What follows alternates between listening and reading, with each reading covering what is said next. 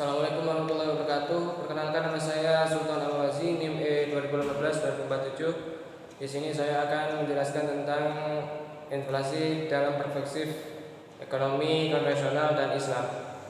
Sebelum saya menjelaskan lebih lanjut tentang hal tersebut, saya akan menjelaskan tentang definisi tentang inflasi. Inflasi yaitu sebuah kecenderungan naiknya harga secara umum dan secara terus-menerus dalam waktu dan tempat tertentu. Nah, tersebut dalam buku Budiono 2001. Nah, inflasi secara umum yaitu suatu naiknya harga secara terus-menerus diakibatkan banyaknya permintaan barang akan jasa oleh masyarakat, sehingga persediaan akan barang dan jasa tersebut menipis, mengakibatkan naiknya harga dari barang atau jasa tersebut atau inflasi. Yang selanjutnya yaitu macam-macam inflasi.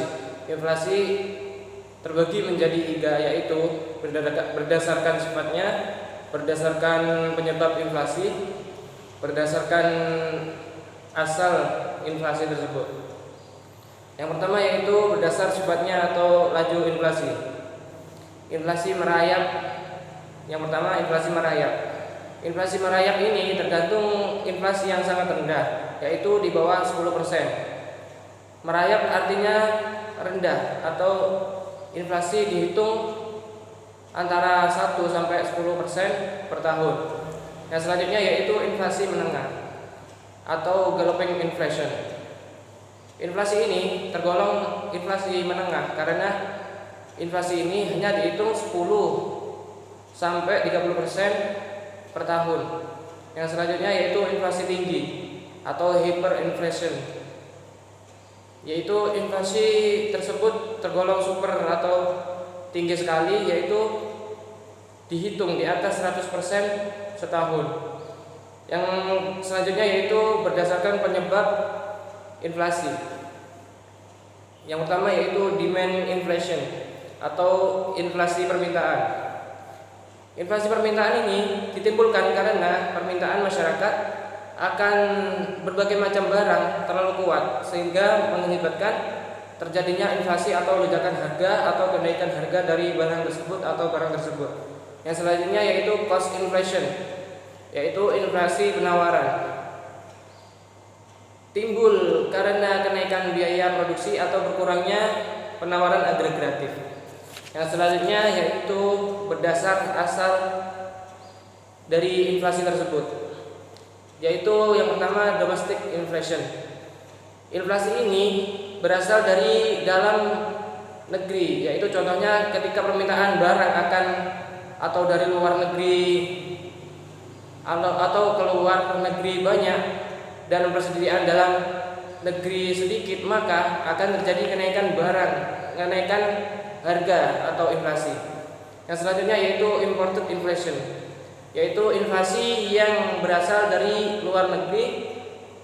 Contohnya ketika permintaan barang akan barang dari dalam negeri terhadap ke luar negeri itu banyak dan persediaan barang di luar negeri tersebut sedikit, maka akan timbulnya inflasi atau kenaikan harga atau imported inflation dari luar negeri tersebut.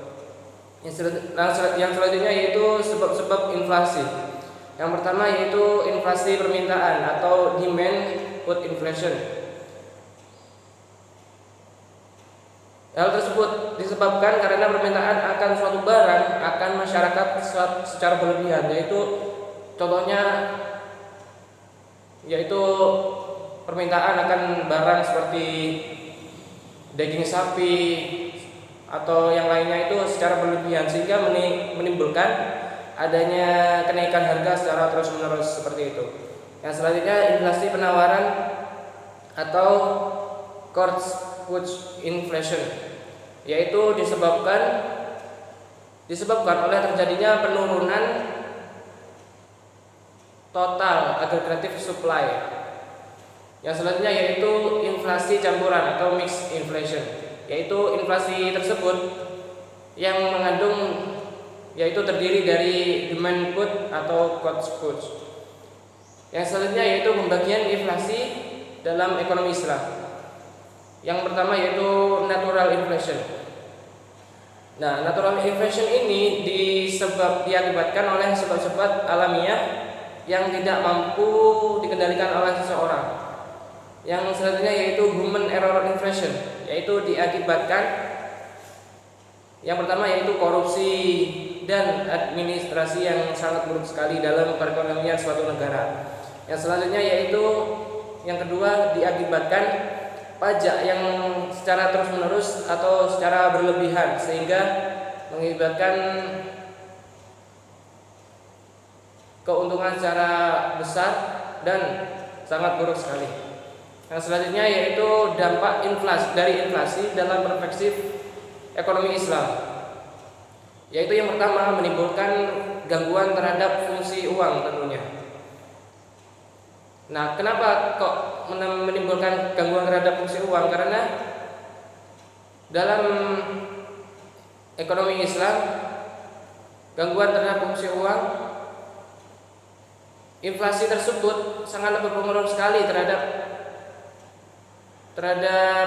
perspektif ekonomi Islam, karena inflasi timbul karena ketidakseimbangan suatu harga dikarenakan permintaan barang atau jasa dari masyarakat terlalu tinggi atau hyper atau apalah gitu. Yang selanjutnya melemahkan semangat masyarakat untuk menabung khususnya. Tentunya dampak dari inflasi tersebut dapat melemahkan masyarakat untuk menabung. Karena apa? Permintaan dari masyarakat tersebut tinggi dan masyarakat tersebut enggan untuk menabung ke bank atau yang lainnya karena lebih mengutamakan permintaan akan suatu barang atau keinginannya individual.